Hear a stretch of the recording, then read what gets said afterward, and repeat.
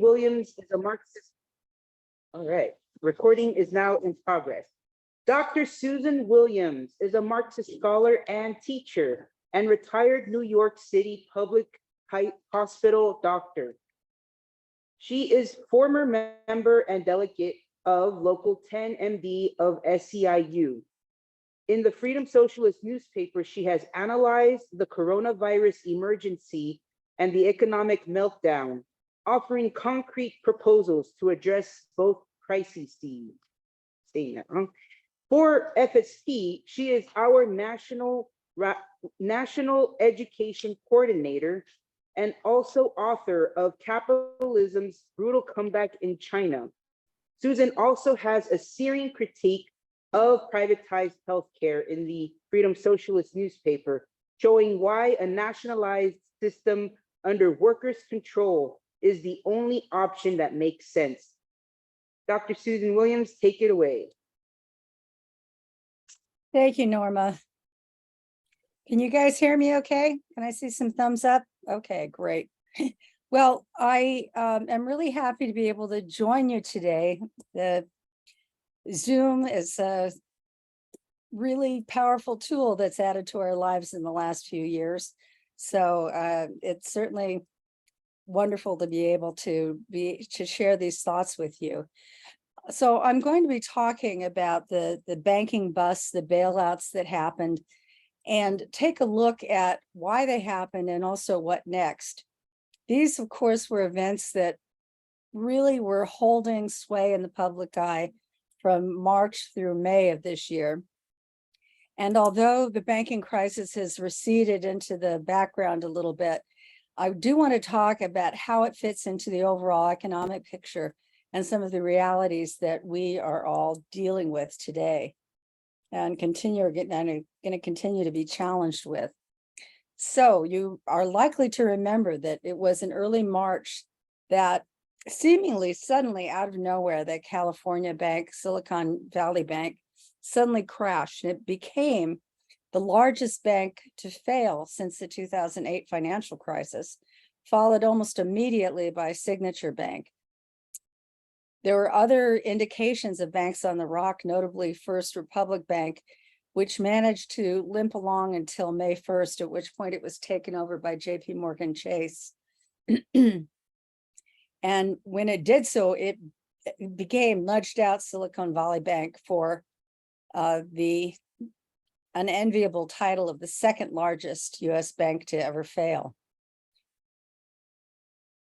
First Republic's demise really underscored the fact that the failure of Silicon Valley and of Signature Bank and of the little tiny cryptocurrency focused Silvergate Bank were not isolated events, but were really symptomatic of a systemic and spreading disorder of the capitalist financial organism.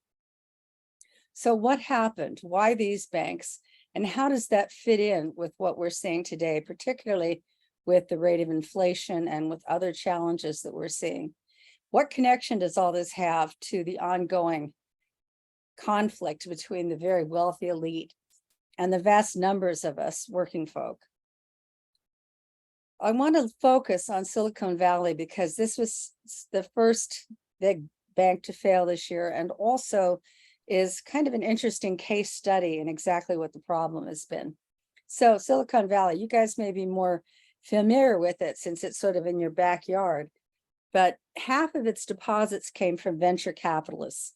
And again, this is a speculative sector known for its volatility, known for operating on the edge at a level of high risk. In the last year or so, throughout 2022, it had also been a sector, and particularly the tech sector in general, had been slowing in its profitability, had been losing investments, and these companies began having to withdraw on their assets in order to make payroll. Well, the way that banks work under capitalism, as I'm sure you probably already know, but it's worth underscoring because a lot of people sort of forget about it, is that they are first and foremost profit-making corporations. They take in money as deposits. They use that to make more money via loans and other investments. And that is really their whole essence of why they exist. During the pandemic, there was an economic contraction. And in this period, combined with the fact that the Fed had really kept down interest rates, kept them very low, really ever since the 2008 recession, with the interest rate being so low on loans and investments that the bank was making, they said, okay, what are we going to do with our money to try and get the most out of it? Okay, well, we'll shift to buying more and more government bonds. This is a good investment because they have a guaranteed rate of return, low risk, terrific. The only problem was that they had to be able to hold on to them for between 3 and 5 years. And if they didn't hold on to them that long, they would have to be sold on a secondary market at a big loss. I want to take just a minute, and I hope we're set up for sharing at this point. Nope. Just a Please, sec. yeah. Hold on. Yep. It'll take just a second, but I want to show just a couple of graphic representations of what this looks like. I'm getting a still disabled message. Hold on. It's in the shares and yeah, there you go. Great. Okay, so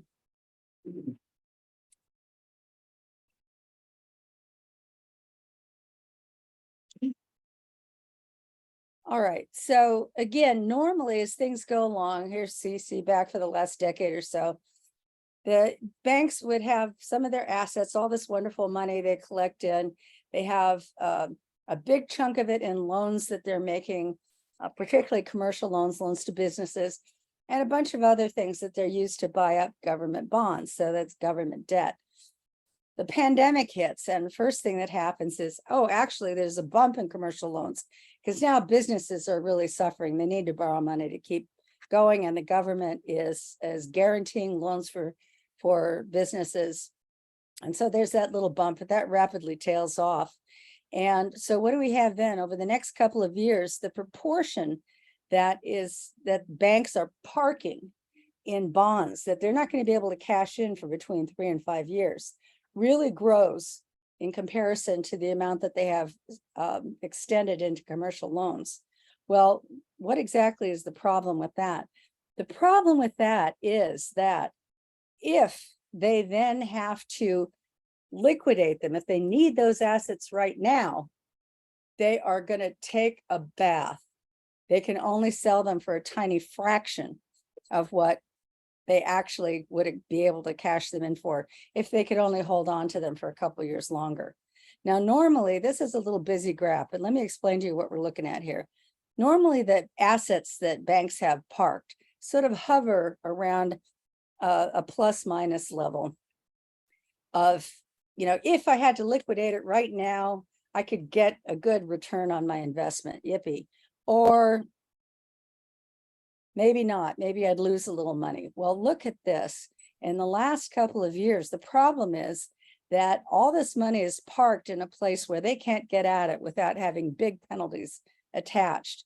So all of a sudden, if they're not able to hang on to these funds, there is a total here of $685 billion that banks are sitting on.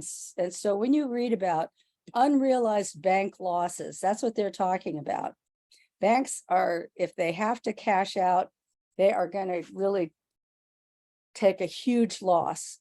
And that is going to be a major problem. Now, the Silicon Valley Bank depositors got wind of this pretty quickly, and they got really nervous about it. And their answer to that, they started a run on the bank. And they rapidly started withdrawing money as fast as they could get it out. And that's what led the bank to fail.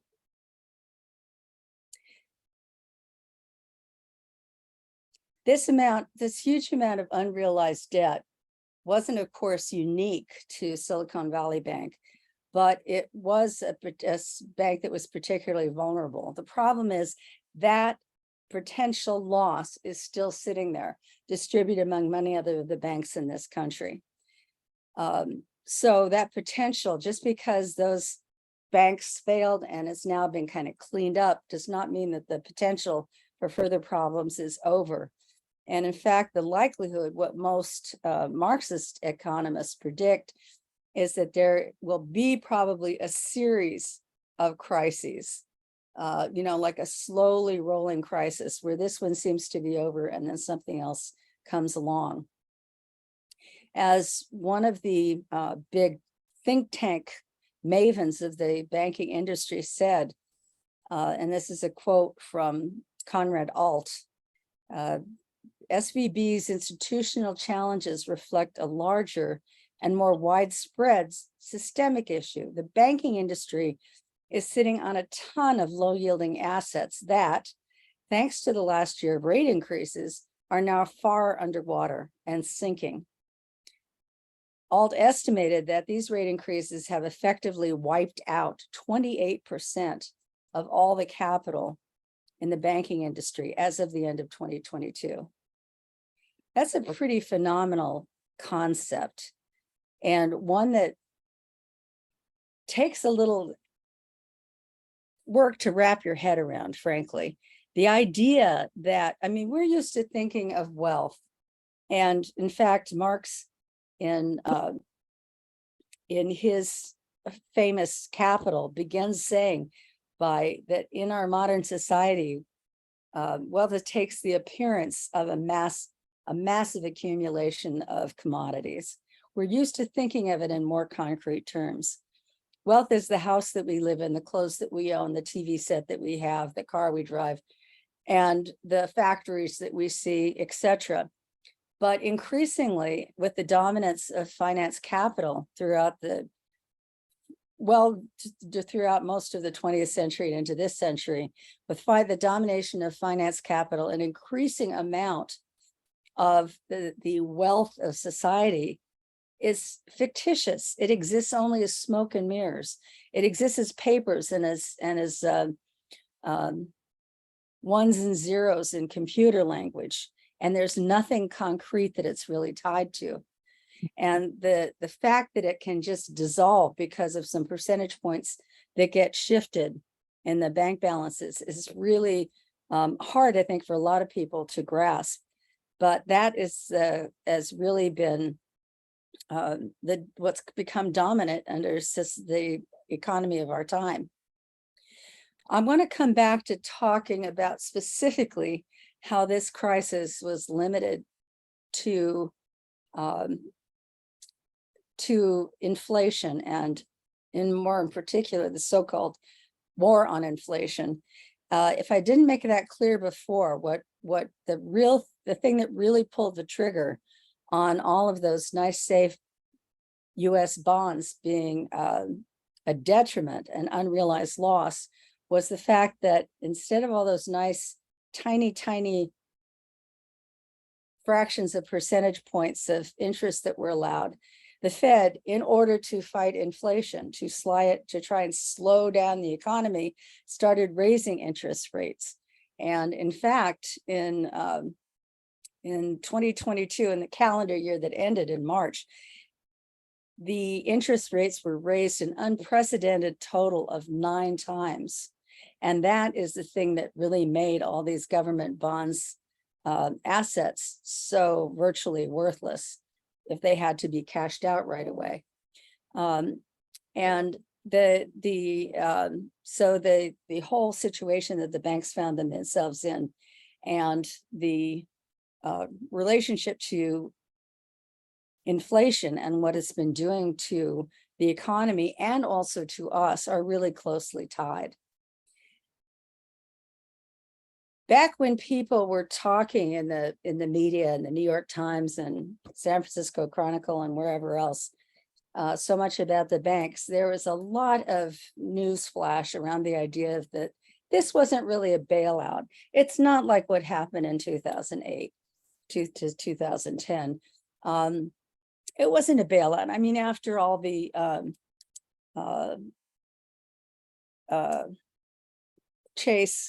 JP Morgan Chase bought out First Republic Bank. So it's not really on the taxpayers. And that I want to assure you is not at all the case. This was a bailout.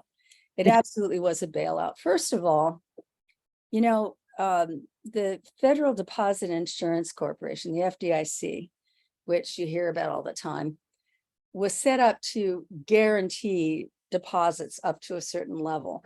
And that certain level is a level that many of us never achieve in our lifetimes, but $250,000, $250,000. And anything above that, you know, in other words, what big corporations have on hand, too bad the government doesn't guarantee that it's going to protect you from that loss. What happened though with this latest series of bank failures though was in fact the FDIC did cover all of those deposits, no matter how large they were. And in the case for Silicon Valley Bank, only about 7% of the total amount of deposits actually had FDIC insurance, but the FDIC paid all of it back. Okay, so 90+% of which they didn't have to pay legally, and yet they did in order to reassure the corporations that everything's going to be okay, it's all under control, don't lose your cool. And they argued that it was necessary to keep this from becoming a cascading impact on other banks as well. But and they say, well, you know, that's not really going to cost, that doesn't really cost us, the taxpayer, anything, because the FDIC is funded through fees that it charges banks to insure them, just like we have to pay insurance fees. But I'm sure you can understand that the banks are going to find a way to pass on those fees in one form or another. They can do it through increased fees, and they can also do it by having less money available to extend us credit when we need it, when we need to finance a car, or heaven help us get a mortgage for a house. Wow.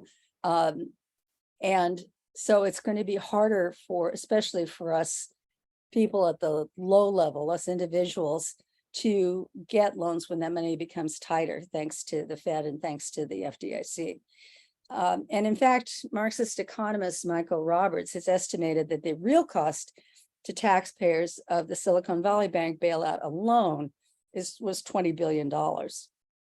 So it's not like it comes cheap.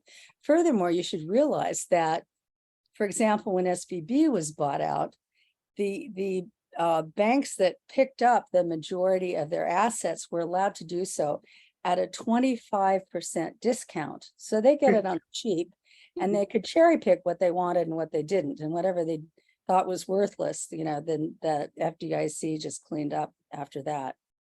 You see what the logic of this is. The logic is an inherent piece of capitalism overall. Profit is private, but risk or loss is public. And we, tax-paying people who need the services from the government, that is a loss that we have to take a piece of, that we are saddled with a piece of. I want to talk, I mentioned before that there's a real disconnect now between what happens in the world of stocks and bonds and derivatives and financial instruments and all these other crapola that they come up with, and the real economy.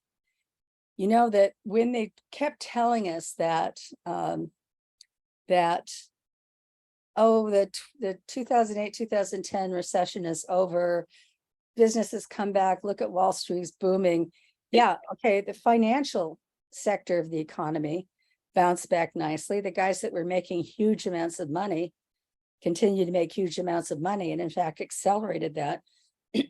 What's happening on the level of the real economy, the material economy, the actual production of goods and of services, things that you can, you know, eat, drive, sleep on, whatever.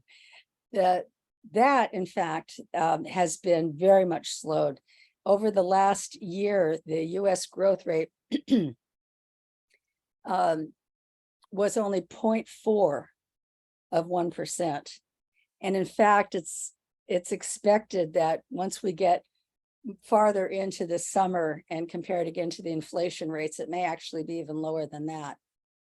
So the growth of the real economy of things that we can tangibly use is growing only at a very, very slow capacity and much slower than the rate of inflation. There's also a concept called capacity utilization, which means we have all these factories, we have labor that's available, we have, excuse me, we have resources. How much of that is actually being used?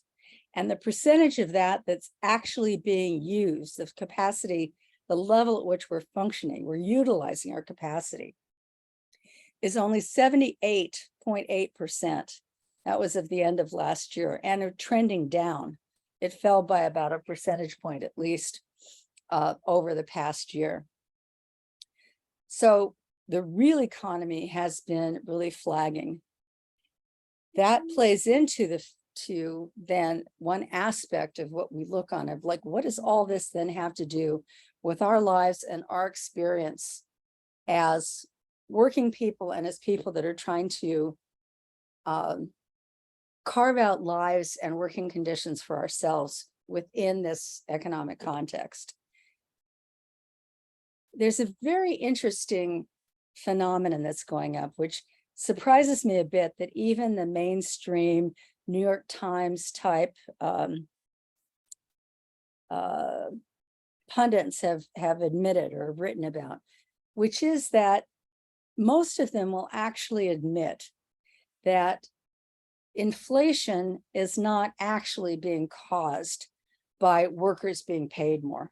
Some people are still claiming this. You do see this in the newspapers, but the others are really now actually reporting that, you know what, honestly, it's not rising wages that are driving inflation. Nonetheless, if you look at then what, and let me just say, what is it then? Well, it's prices, and it's the profits that's being made from those prices. We know, we experience this in our own lives. We know that prices are rising faster than wages are, and profits are going up right with them, at least as fast as the prices are going up. So even though it is primarily profits, increased profits that are driving inflation, it's still clamping down on labor that is the number one tool that they're trying to use to slow inflation down. When and they will come right out and say this, they say, oh, things got too conducive to workers to try and, all this people leaving their jobs because they wanted better working conditions and just walking away from bad situations.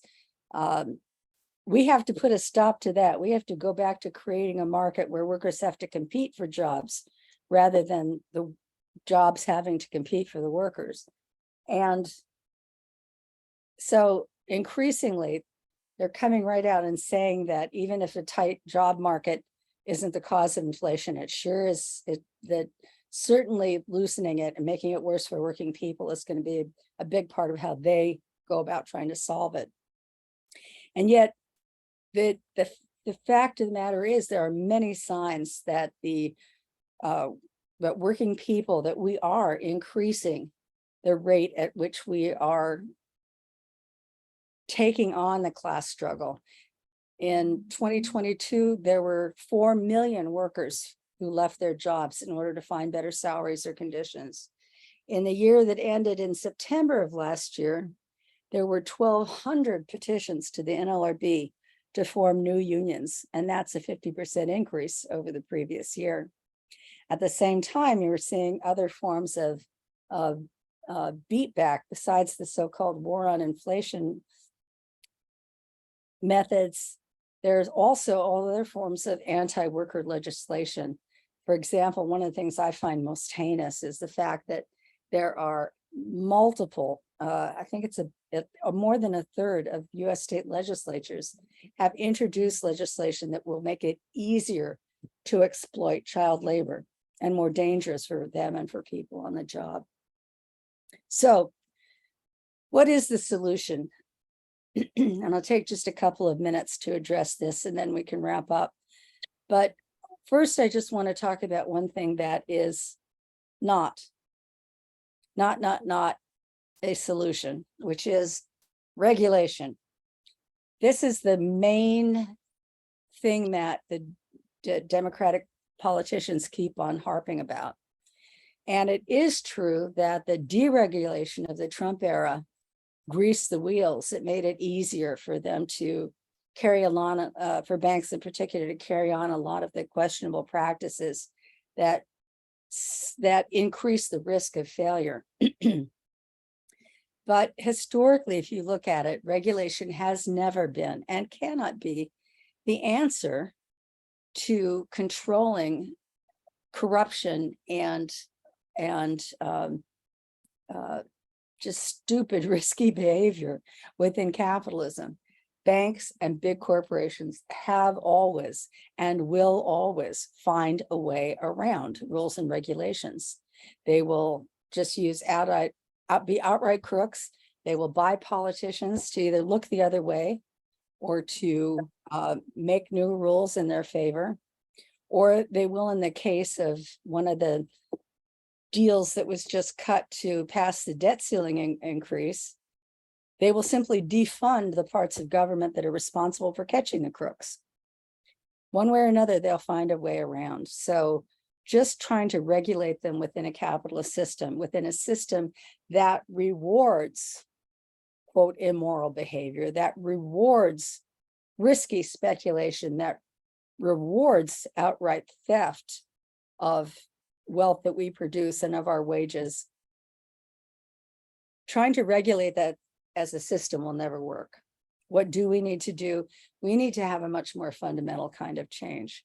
And a demand that specifically relates to what we're talking about today is one that is a traditional part of the Marxist toolbox. And it's also one that became, to my mind, very pertinent back in 2008, which that is to call for the nationalization of banks and to put them under workers' control.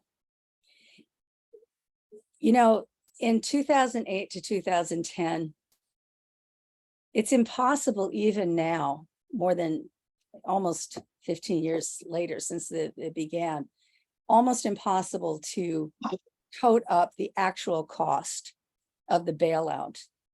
But it is commonly thought to be at least $2 trillion.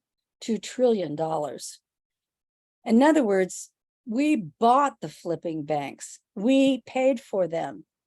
We paid for banks that failed, about 25 banks that failed, for massive other financial institution and investment firms that were too big to fail. We bailed them out and we bought them.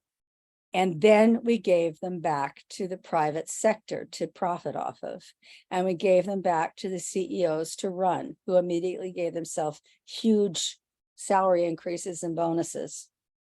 And if we are going to have to flipping well bail them out, if we need a centralized federal bank in order to insure them and to keep them on the straight and narrow and to cover for them when they do fail, then we ought to just flipping use that as our vehicle for providing the service that banks need to produce, of having a safe place to keep money and being able to make loans and help the circulation of funds when and where they're needed.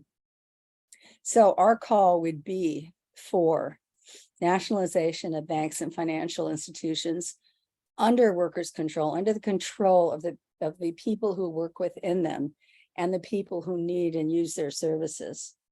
And how would this work? You know, it would have to be like one piece of an overall system that really fundamentally changed things. But you can see the logic of it. And there are even some mainstream, slightly left-leaning economists who are beginning to talk about the idea of having a centralized public bank really would make more sense. Although they leave out the part about workers' control, thank you very much.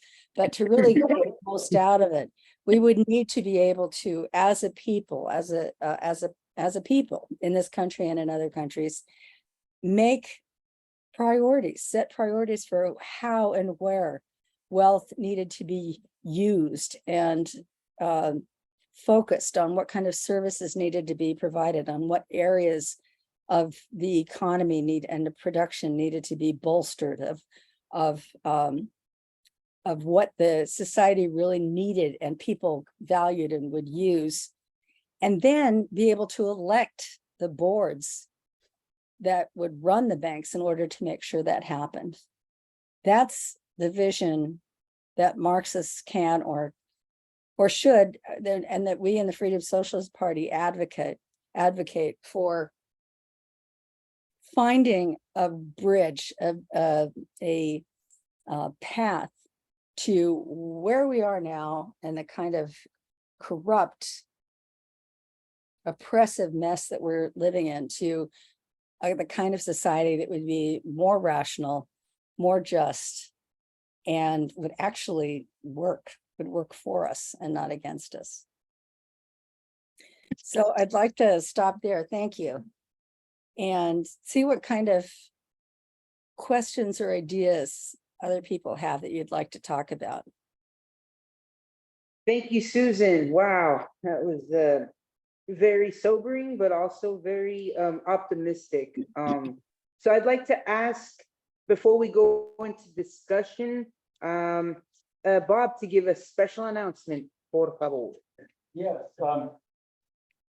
yes, thank you all for being here.